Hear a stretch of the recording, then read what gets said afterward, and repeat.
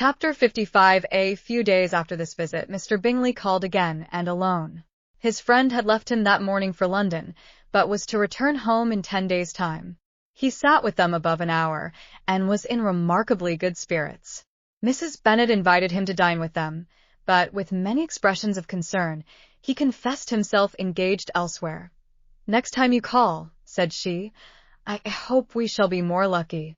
He should be particularly happy at any time," etc., etc., and if she would give him leave, would take an early opportunity of waiting on them. "Can you come tomorrow?" Yes, he had no engagement at all for tomorrow, and her invitation was accepted with alacrity. He came, and in such very good time, that the ladies were none of them dressed. In ran Mrs. Bennet to her daughter's room, in her dressing gown, and with her hair half finished, crying out, "My dear Jane, make haste and hurry down. He is come, Mr. Bingley is come. He is indeed. Make haste, make haste.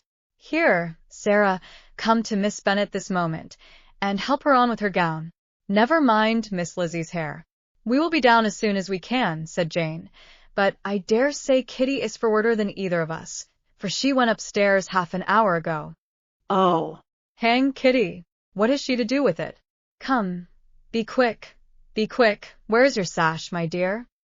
But when her mother was gone, Jane would not be prevailed on to go down without one of her sisters. The same anxiety to get them by themselves was visible again in the evening. After tea, Mr. Bennet retired to the library, as was his custom, and Mary went upstairs to her instrument.